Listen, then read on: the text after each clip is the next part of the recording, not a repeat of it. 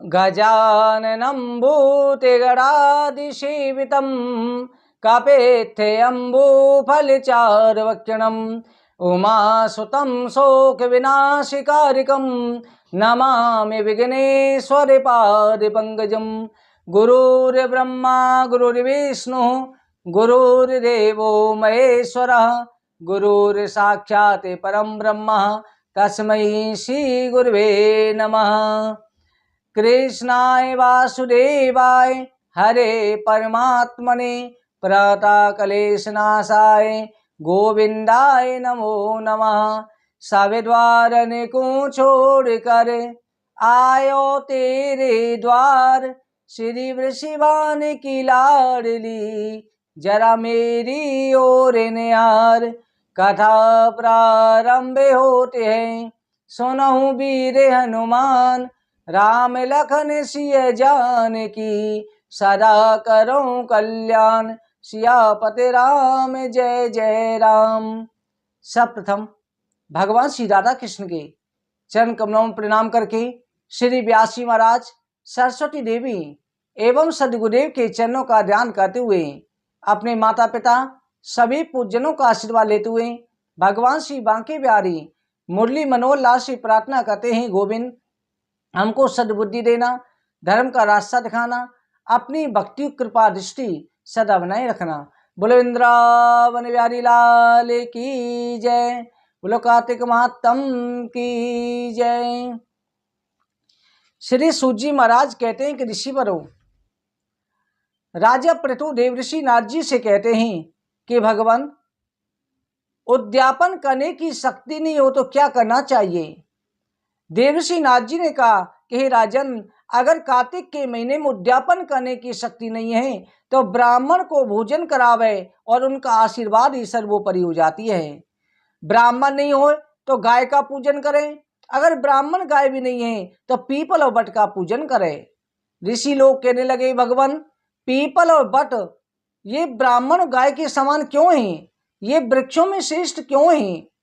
श्री सूत जी महाराज कहते हैं, ऋषिवरों, पीपल विष्णु का रूप है और बट रुद्र का रूप है, पलाश ब्रह्मा का रूप है। विधि पूर्वक पूजन करें, इसमें जो है भगवान की प्रसन्नता के वास्ते इनका दर्शन करने से जो है मनुष्य सभी पापों से रोगों से मुक्त हो जाता है।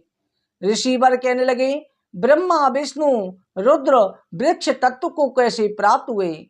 श्री सूत जी महाराज कहते हैं, पार्वती महादेव की रति के समय जिस समय विवाह हुआ, कार्तिकेय के जन्म के लिए भगवान शिव पार्वती रमन कर रहे थे, देवताओं से भेजे हुए अग्नि ने विघ्न डाल दिया।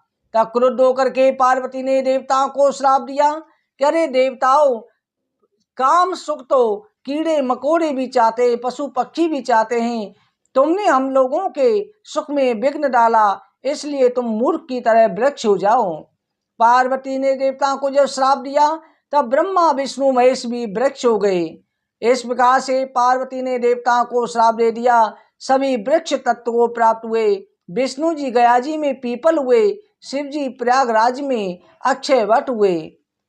इसलिए कभी भी पीपल का रविवार के दिन स्पर्श नहीं होता है और शनिवार को इसका स्पर्श अवश्य करना चाहिए।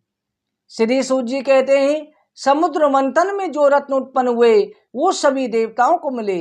देवताओं ने कौस्तुभमणि और लक्ष्मी भगवान विष्णु को दी। तब विष्णु ने लक्ष्मी को लिया। तब लक्ष्मी बोली कि हे भगवान, आप मुझसे विवाह करना चाहते हैं तो मेरी बड़ी बहन दरिद्रता है, पहले उसके साथ विवाह करें, क्योंकि जब तक बड़ी बहन का विवाह नहीं होता तब तक छोटी बहन का विवाह नहीं होना चाहिए। यही सनातन धर्म है। सूत जी कहते हैं, विष्णु जी ने लक्ष्मी का वचन सुन करके उद्दालक नाम के मुनि को बुलाकर के दरिद्रता का विवाह करा दिया। दरिद्रता का भारी मुख, नौले के समान बदन था, लाल नेत्र, रूखे बाल, लाल बत्ती के समान बाल थे। मुनि ने विष्णु भगवान के वचन से विवाह करके आश्रम पर आए। आश्रम पर वेद ध्वनि होती थी, हमेशा हवन होता रहता था। वेद ध्वनि देख करके, हवन देख करके दरिद्रता व्याकुल हो गई कि हे प्रभु, हम यहाँ पर नहीं रहेंगे, यहाँ वेद ध्वनि होती है, हवन होता है, दूसरी जगह पर हमको ले चलो। उद्दालक ऋषि कहने लगे, तुम्हारे रहने लायक कैसी जगह हो? तब दरिद्रता ने कहा, जहाँ वेद ध्वनि अतिथि पूजन यज्ञ दान नहीं होता हो वहां पर मैं रहूंगी।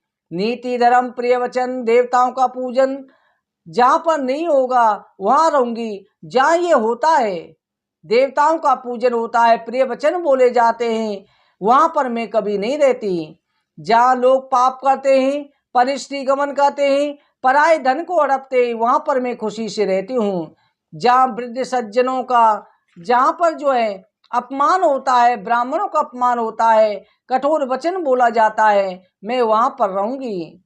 सूत जी कहते हैं, दरिद्रता के वचन सुनकर के उद्दालक मुनि व्याकुल होकर के बोले कि ऐसी जगह हम देखने जाते हैं, तब तक तुम पीपल के वृक्ष पर रहो।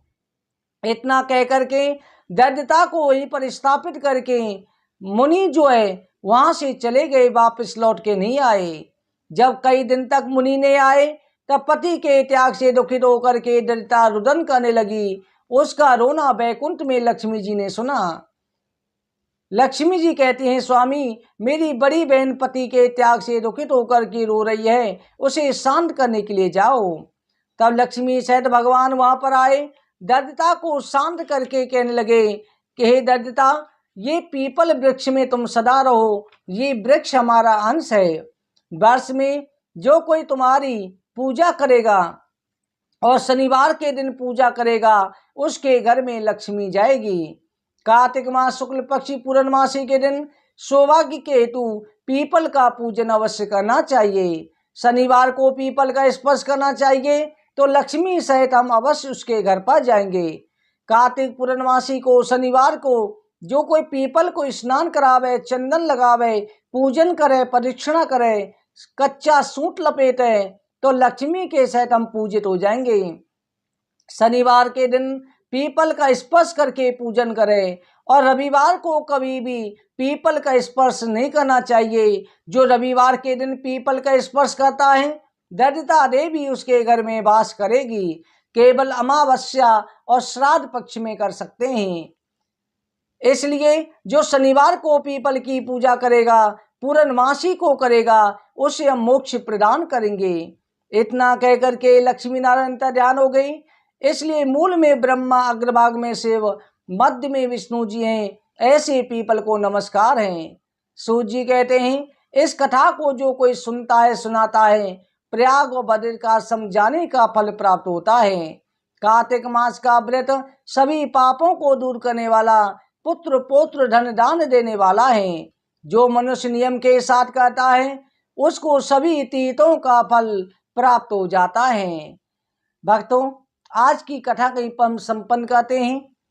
आज आपको साग नहीं खाना है, हरा साग, और कल आपको नारी सब्जी जिनमें तोरई भिंडी याद होती हैं। कथा सदा होती ही रहे, सुनहु वीर हनुमान, राम लखन सिय जानकी, सदा करो कल्याण सियापति राम। जय जय राम। वृंदावन बिहारी लाल की जय। जय जय श्री राधे, जय जय श्री राधे, जय जय श्री राधे श्याम।